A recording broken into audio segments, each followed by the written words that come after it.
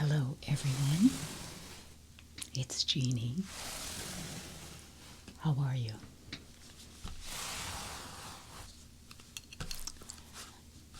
I'm doing well. And today's Friday flip is a story time. So much cat hair. And it is called A Child's Garden of Verses by Robert Louis Stevenson. These are very old classics. The first edition of these poems and little stories came out in, I think, 1885. Wow. 1885. And so I thought I'd read some, just something to listen to.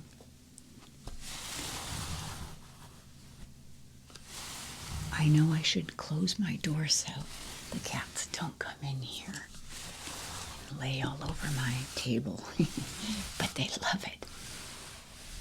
So how can I deny them something they love so much? There are only 4,000 other soft surfaces in the house that they could be laying around on. Okay. I mean, I don't know if you could see this. Can you see this? I don't know. Anyway, I just did this like a week and a half ago, and it's already covered.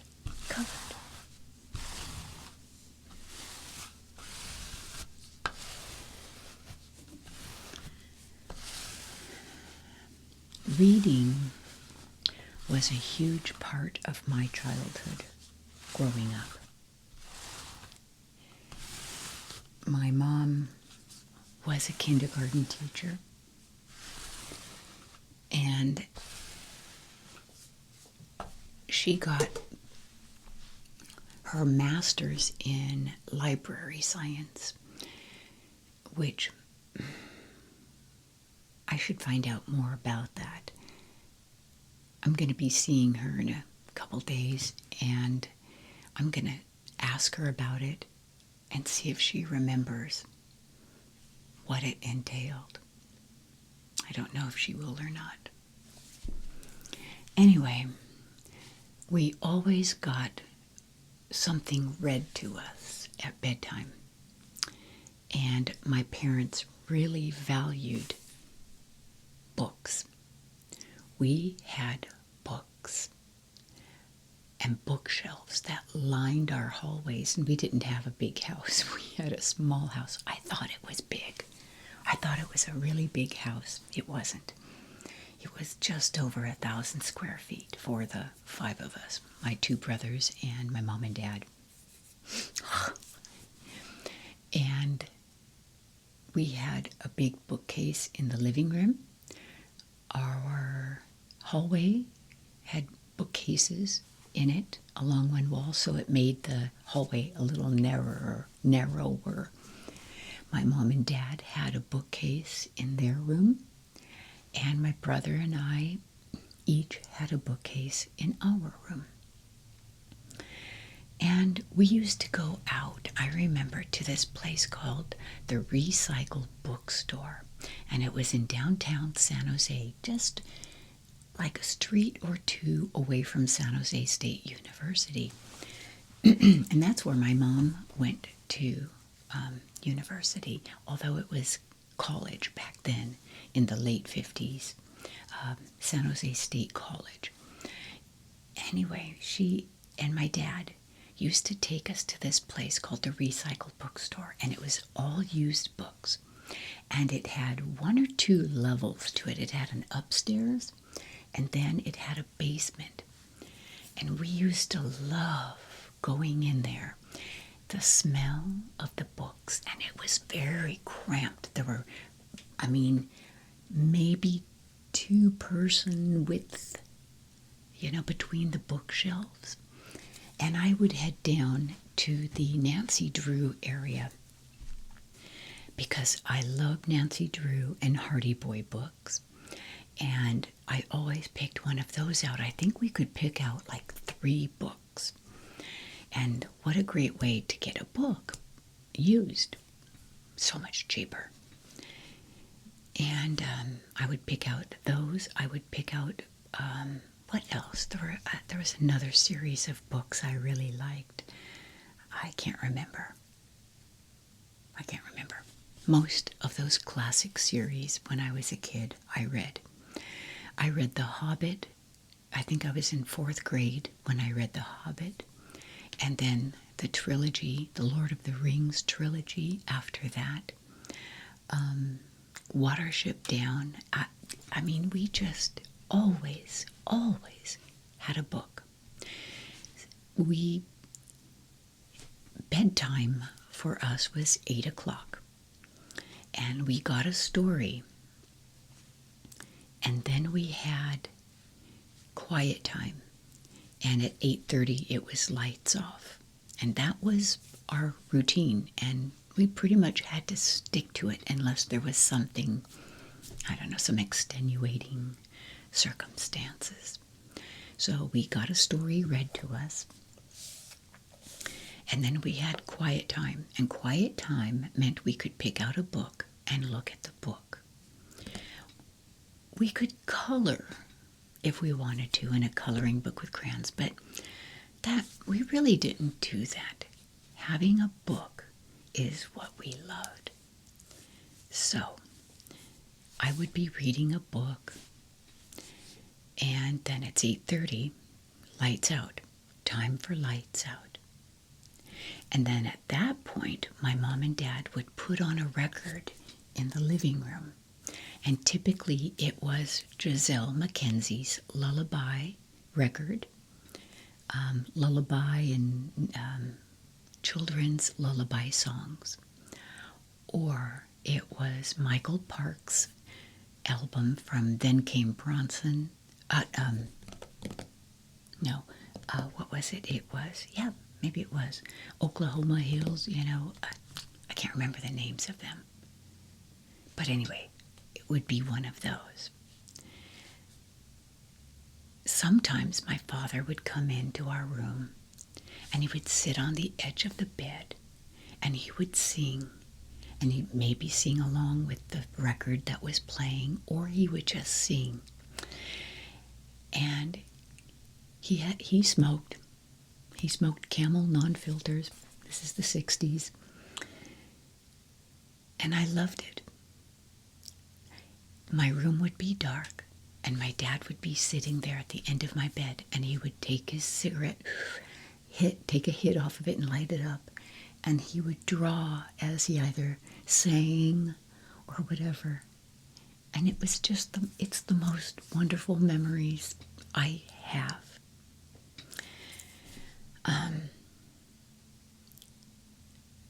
So bedtime, for me, the memories of bedtime were really special. Now, when he would leave the room, I would always ask for the hall light to be kept on. Leave the hall light on, I'm scared. I wasn't scared. I wanted to continue reading. And so what I would do is I would take my book and I would sneak out of bed and I would lay in my doorway and I'd be reading my book by the light of the hall light, until I got busted and told to get back to bed. It's time for bed. Put your book away. Get in bed. So, we played that game a lot. As things go, a kid trying to read more is a good thing. So, I know they allowed it a little bit. My older brother, Brian, had trouble sleeping. He was brilliant. He was so smart. And think today, in today's world, we would call him on the spectrum. Because he almost had an angel-like quality to him, that he almost wasn't of this earth.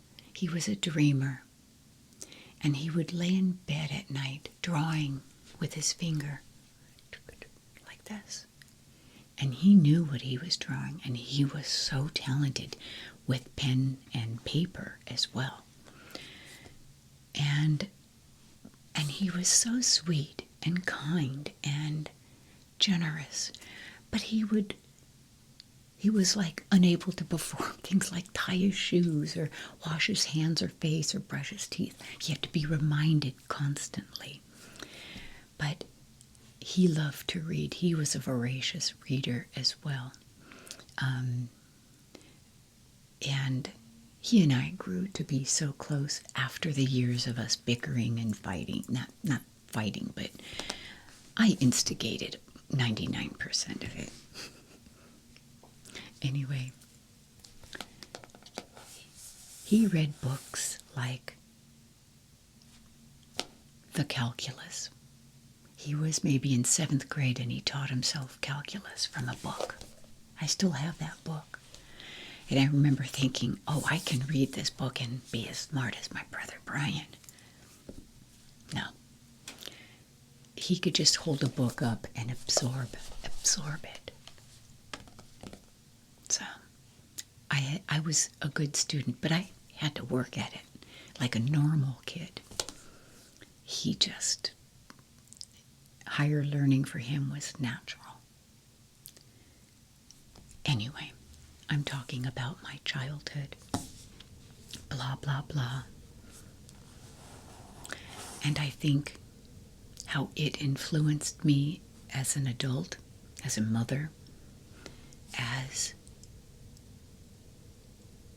an ASMR artist, because I realized, looking back, I needed a little extra at night too.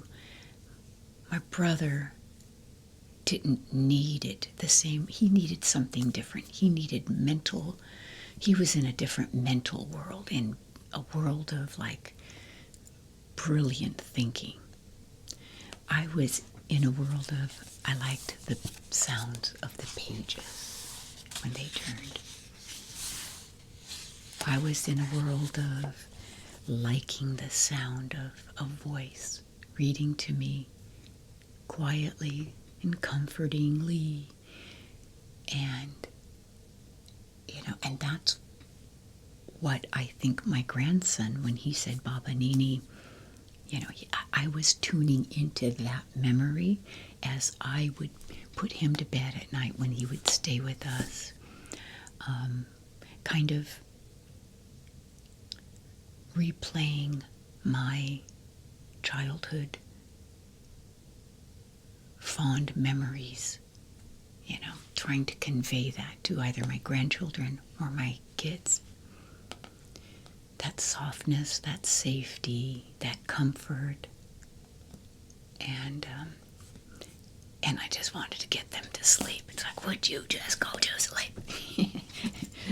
So, you know how it is with parents and kids sometimes, and they're like, one time I think it was Ashton over, and he spent the night, and my daughter, he kept asking for one more thing, one more glass of water, one more this, one more that, one more back scratch, one more, and I kept getting up and,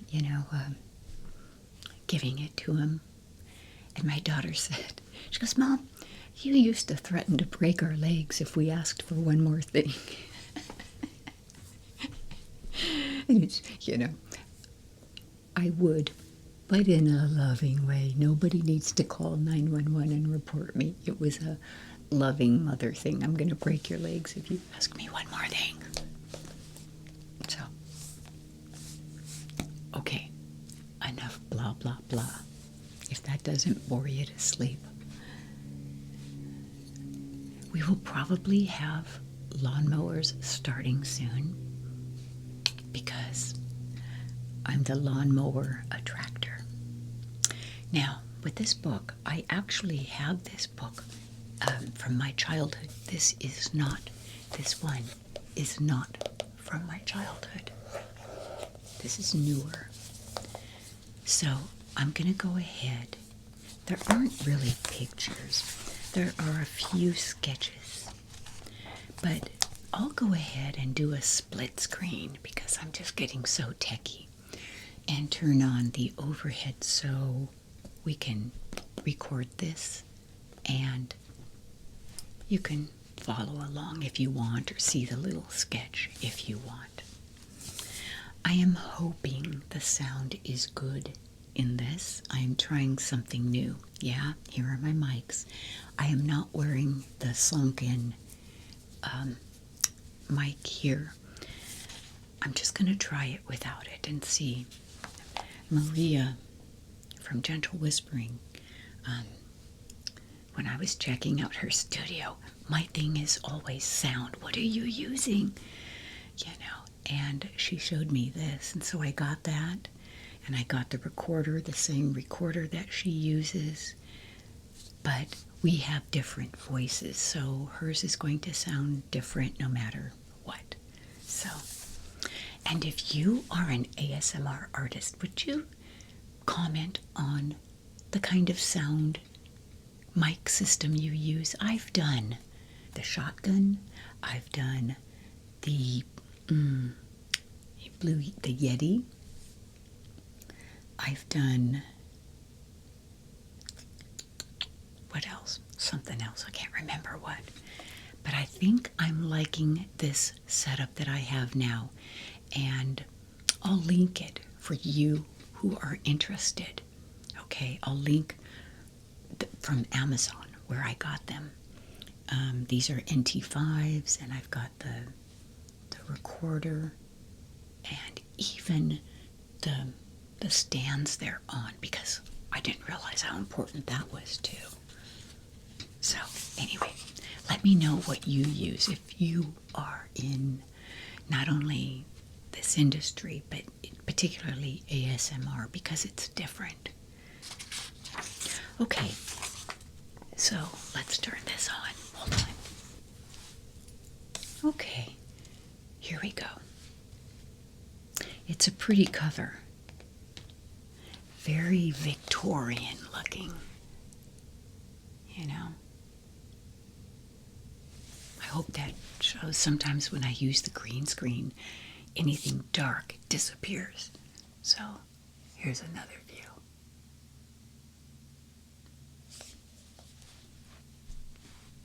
Okay, got in at the right place. Am I all the way? Yeah. Okay.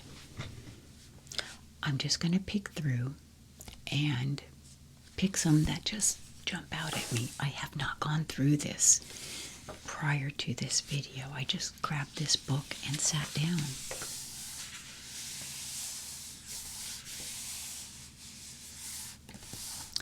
Okay. The very first one says, "To Allison Cunningham from her boy." I wonder if this is to his mom. I don't know. Well, let's find out. It says, "For the long nights you lay awake and watched for my unworthy sake, for your most comfortable hand that led me through the uneven land, for all the storybooks you read, for all the pains you comforted, for all you pitied, all you bore, in sad and happy days of yore, my second mother, my first wife, the angel of my infant life, from the sick child, now well and old. Take, nurse, the little book you hold, and grant it, heaven, that all who read may find as dear a nurse at need, and every child who lists my rhyme in the bright fireside nursery climb, may hear it in as kind a voice as made my childhood childish days rejoice.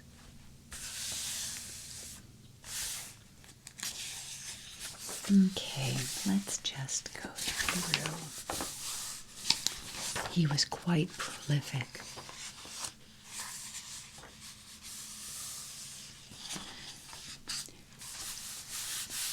This is for Edie in England, who sometimes doesn't get to bed on time. It's called Bed in Summer. In winter, I get up at night and dress by yellow candlelight. In summer, quite the other way. I have to go to bed by day. I have to go to bed and see the birds still hopping on the tree, or hear the grown-up people's feet still going past me in the street. And does it not seem hard to you when all the sky is clear and blue? And I should like so much to play, to have to go to bed by day. I remember that, going to bed when 8 o'clock, it was still light out. It was like, this is wrong. I should be up until it's dark.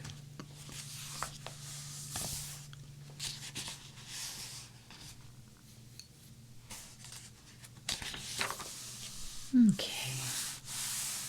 This is called Young Night Thought. All night long and every night, when my mama puts out the light, I see the people marching by, as plain as day before my eye. Armies and emperors and kings, all carrying different kinds of things, and marching in so grand a way, you never saw the like by day. So fine a shower was never seen at the great circus on the green, for every kind of beast and man is marching in that caravan. At first they move a little slow, but still the faster on they go. And still beside them close I keep, until we reach the town of sleep.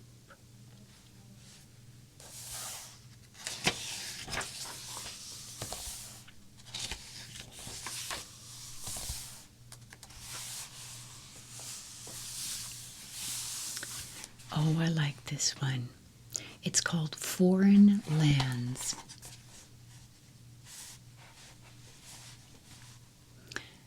And this reminds me of being up in a tree as a child.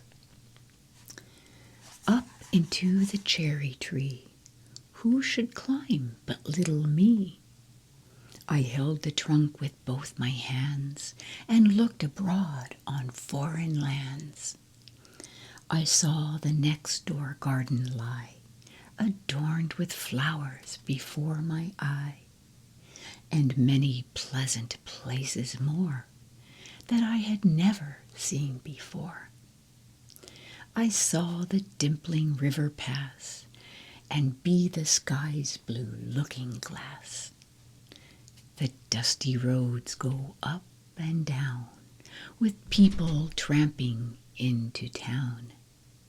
If I could find a higher tree, farther and farther I should see, to where the grown-up river slips into the sea among the ships, to where the roads on either hand lead onward into fairyland, where all the children dine at 5, and all the playthings come alive. Oh, and this is a nice picture of it.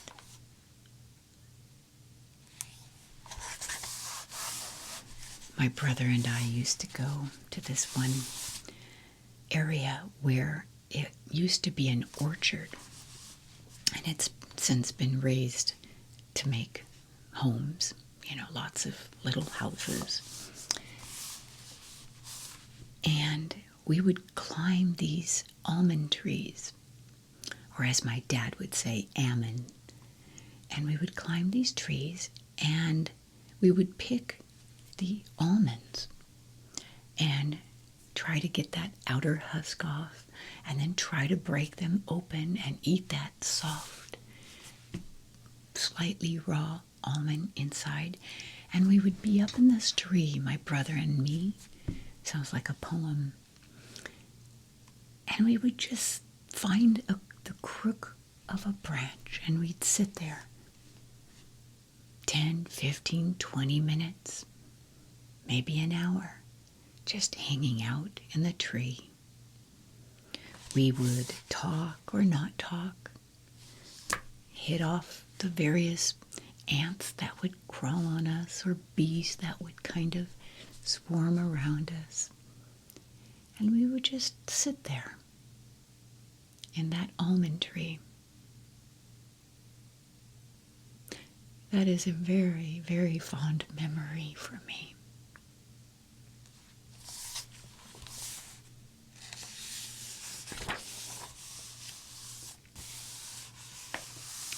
Here is another one about travel.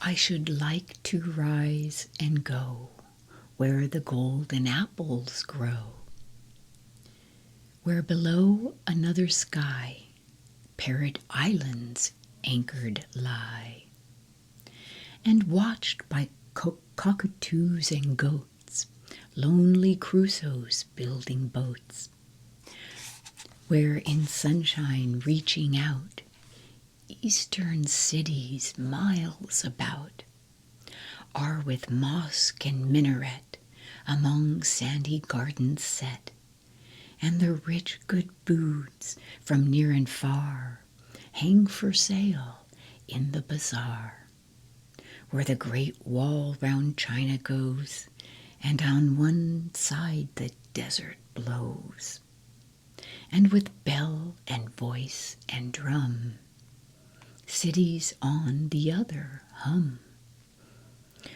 where are forests hot as fire, wide as England, tall as a spire, full of apes and coconuts, and the Negro hunters' huts, where the naughty crocodile lies and blinks in the Nile, and the red flamingo flies, hunting fish before his eyes, where in jungles near and far man-devouring tigers are, lying close and giving ear, lest the hunt be drawing near. Or a comer by be seen, swinging in a palanquin, where among the desert sands some deserted city stands, all its children, sweep and prince, grown to manhood ages since, not a foot in street or house, not a stir of child or mouse. And when kindly falls the night, in all the town no spark of light, there I'll come when I'm a man, with a camel caravan, light a fire in the gloom of some dusty dining room, see the pictures on the walls, heroes' fights and festivals, and in a corner find the toys of the old Egyptian boys.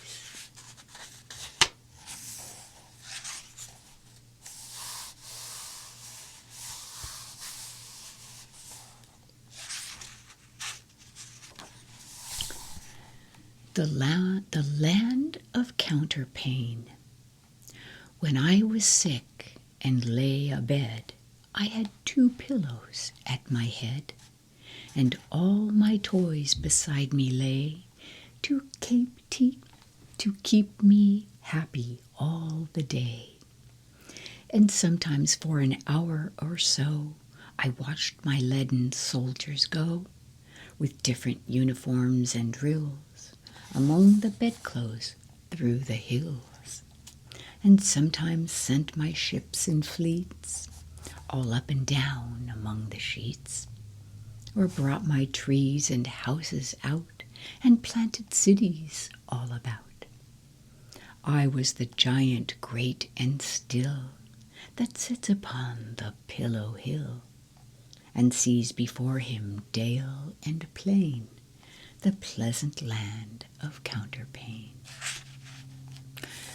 Yeah, back in the mid-1800s, when a child was sick, there were not medicines that we have now, and childhood mortality was much higher, and so a sick child was put to bed and kept quiet and still, and hopefully they got better and broke the fevers and things like that without the medicines that we have now. And here's a picture.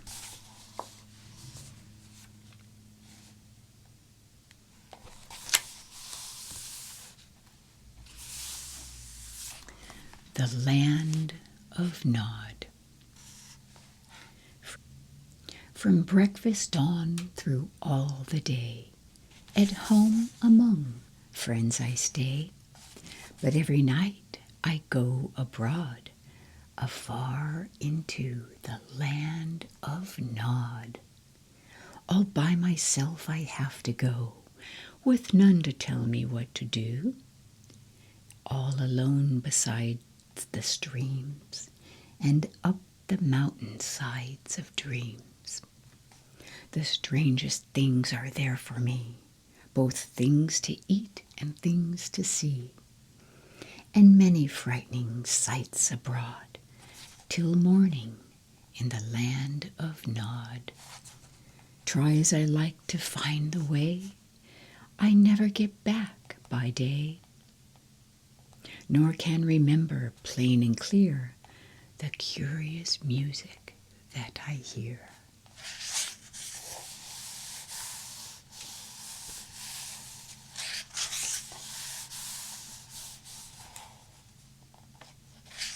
Okay.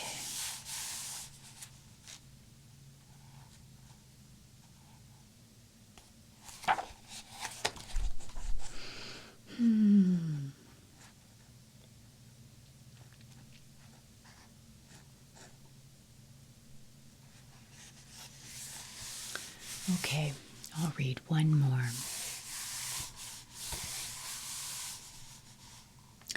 It's called Night and Day.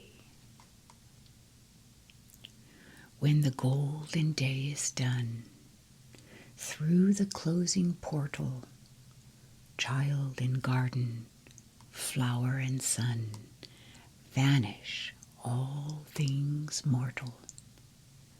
As the blinding shadows fall, as the rays diminish, under evening's cloaks they all roll away and vanish. Garden darkened, daisy shut, child in bed, they slumber. Glowworm in the highway rut, mice among the lumber. In the darkness houses shine, parents move with candles, till on all the night divine turns the bedroom handles.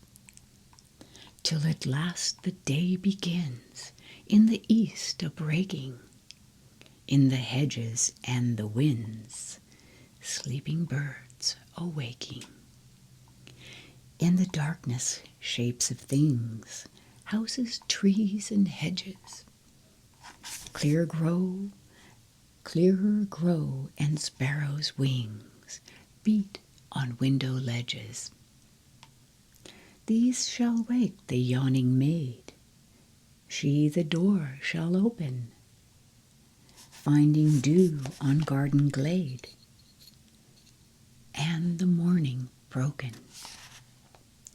There my garden grows again, green and rosy painted, as at eve behind the pane, from my eyes it fainted, just as it was shut away, toy-like in the even. Here I see it glow with day, under glowing heaven. Every path with every plot, every bush of roses, every blue forget-me-not, where the dew reposes. Up they cry, the day is come, on the smiling valleys. We have beat the morning drum, playmate, join your allies.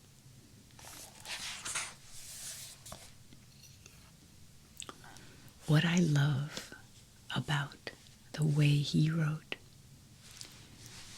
was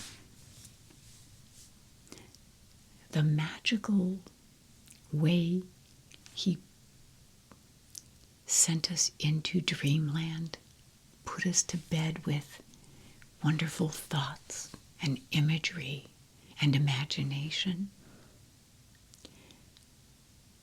and woke us up with hope and joy for the day and excitement for the new day,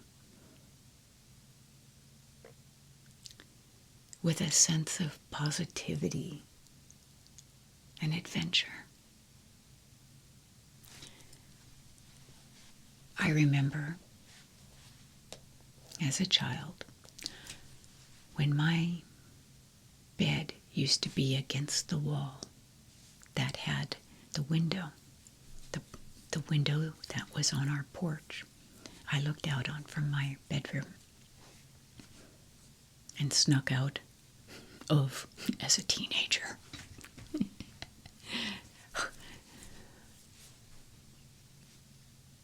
I remember when I would wake up, I would open my shade, and it was the kind you pull down and it would release up. And I would look outside, and I remember thinking, are there children out playing that I could go play with? Who's doing what? What are people getting ready for in their day? And I would just look outside. I would also, sometimes, when I couldn't sleep, I would open my shade and look out at the night, at the neighborhood in the night. And I used to imagine what people were doing in their homes. Were they sleeping?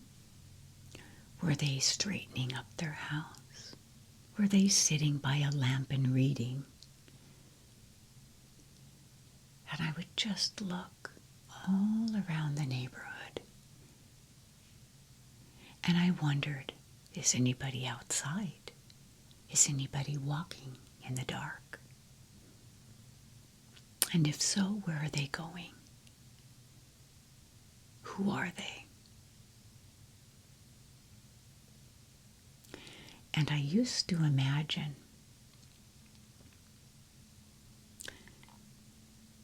because I could just barely see from our house the lights further away. We were in the east foothills of San Jose, east side San Jose. Not quite Alum Rock area, a little bit north of there maybe. But just as the hillside started to rise a little bit.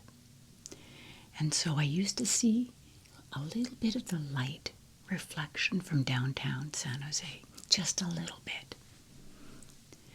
And I remember thinking, downtown, downtown, where all the lights are bright, downtown.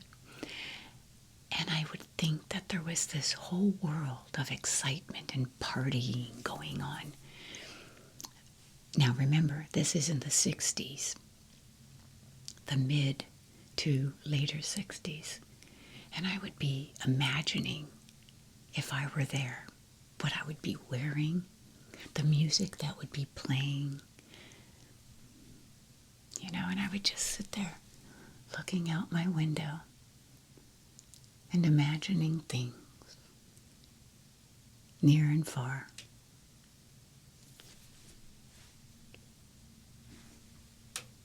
And I loved my little neighborhood. There was nothing special about it, except the people. And the comfort, the sense of comfort and love that I felt there. Yeah, for me, that is my good memory to go back to.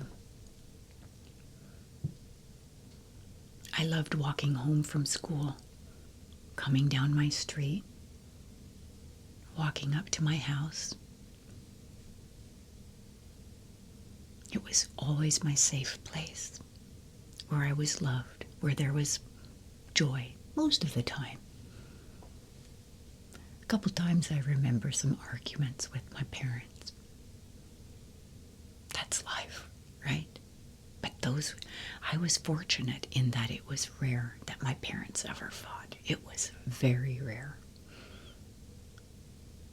I remember the joy and the laughter and the good cooking, my dad singing and smoking, and music and laughter.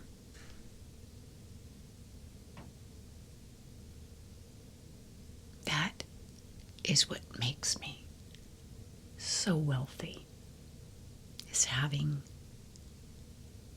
that period, that box that I can open and go to and remember. And if I ever lose my mind in old age, I don't think I'll ever forget that. I hope this has helped you relax and tap into some good memories of your own, whatever they be.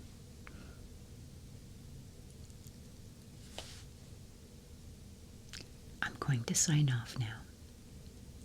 I do wish you so much peace and comfort and love. Goodbye for now. I'll see you soon in the next video. No mowers.